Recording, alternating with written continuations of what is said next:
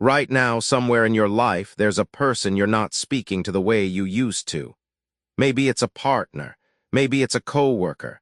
Maybe it's someone in your family you used to trust without thinking twice. And at some point in the middle of an argument, something strange happened. You looked at them, and for a second, they didn't look like someone you loved or respected anymore. They looked like the bad guy. You didn't decide that. It just happened. Your brain did it for you, automatically in real time, using a mechanism that scientists have been mapping for almost 50 years. And once you see how it actually works, you'll never be able to unsee it in your own arguments again. Let's start with the strangest part. Both people in an argument usually believe the exact same thing about themselves. Not that they are right. That they are seeing reality clearly, while the other person is the one who's confused, biased, or acting in bad faith. In 1995, psychologists Robert Robinson, Dasher Keltner, Andrew Ward, and Stanford's Lee Ross published a study in the Journal of Personality and Social Psychology. They studied people on opposite sides of the abortion debate, and separately, people's reactions to a racially charged incident in New York. Each side was convinced their own view came from simply seeing the facts, and each side was convinced the other side's view came from bias, ideology, or ignorance. Ross had a name for this. He called it naive realism. It's the quiet assumption that you perceive the world as it actually is, so anyone who disagrees with you must be the one who isn't perceiving it correctly. Here's what that means for your last argument. You weren't just defending a position.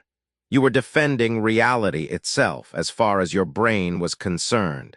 And so was the other person. Two people, each certain they are the reasonable one, each looking at the same disagreement and seeing a completely different shape. Ross and his colleagues found something else, too. When you assume you're the one seeing clearly, disagreement stops looking like a difference of opinion. It starts looking like evidence that something is wrong with the other person. Not wrong with the situation, wrong with them. That's the exact moment an argument stops being about the dishes or the deadline or the comment they made and starts being about their character. But naive realism only explains the seeing. It doesn't explain the villain part.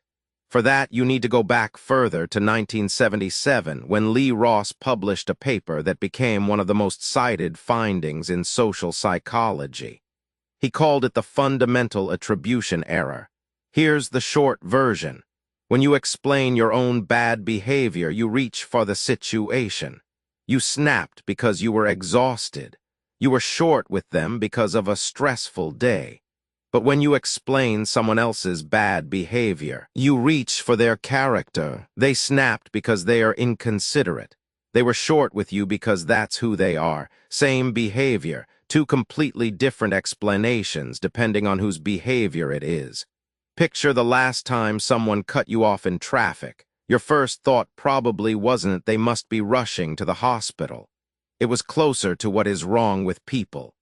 Now picture the last time you cut someone off. There was almost certainly a reason. You were running late, you didn't see them. The lane ended without warning. You had context for yourself that you never gave them. This is where the villain starts to take shape, not because of anything they actually did. Because of the story your brain automatically tells about why they did it. And it gets bigger than just two people in a kitchen.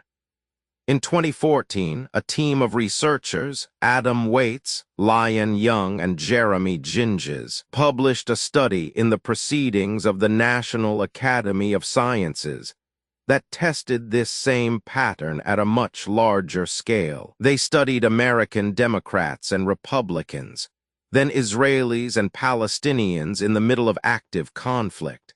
Across all of it, they found the same asymmetry over and over.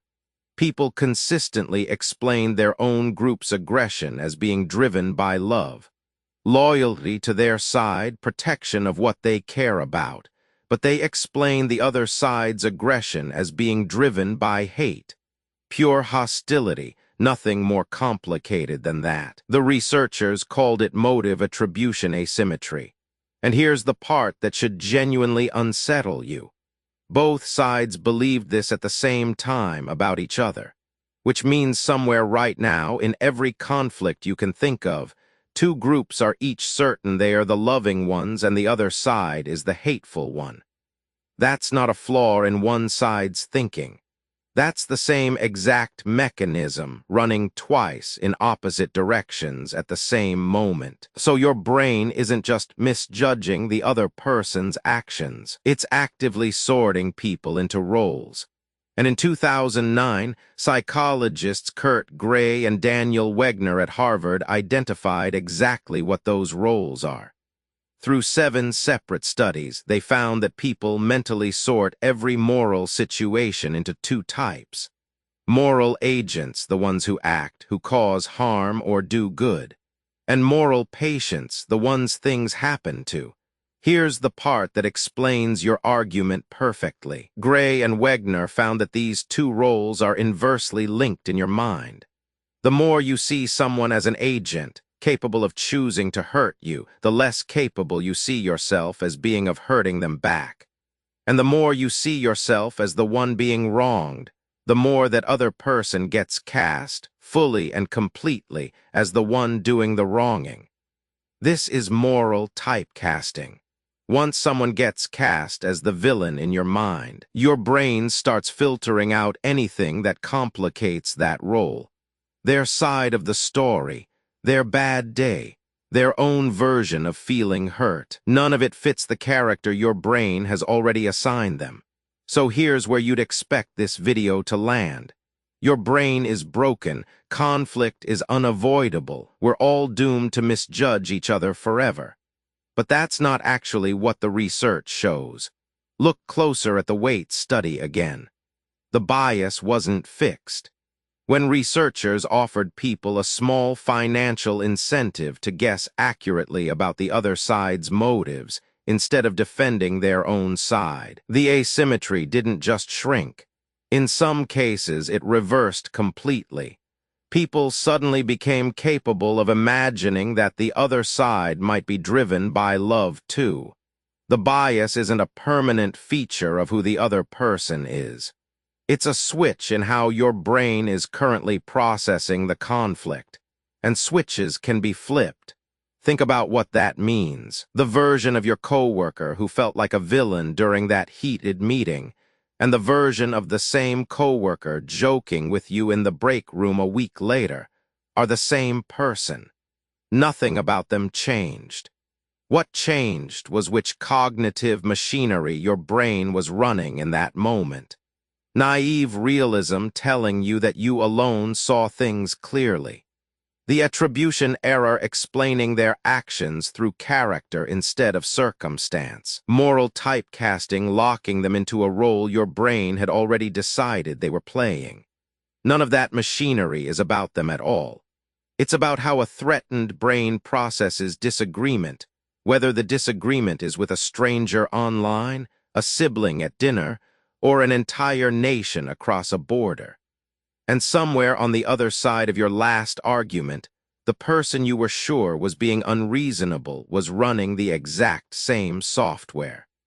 Convinced they were the one seeing clearly. Convinced their own frustration came from love or fairness or simply being right, while yours came from something darker. 2 people, each certain they were the patient, each quietly casting the other as the agent. You can probably feel this happening right now if you think about the last thread you scrolled past online. A stranger says something you disagree with, and within seconds your brain has already built a whole character for them. Not a person having a bad day, or repeating something they half understood. A type. Someone who is simply, permanently that kind of person. It takes your brain less time to build that villain than it took you to read their comment. Next time you feel that shift happen, the moment someone you know starts to feel like someone you don't, it's worth pausing on one question. Not who's right, just this.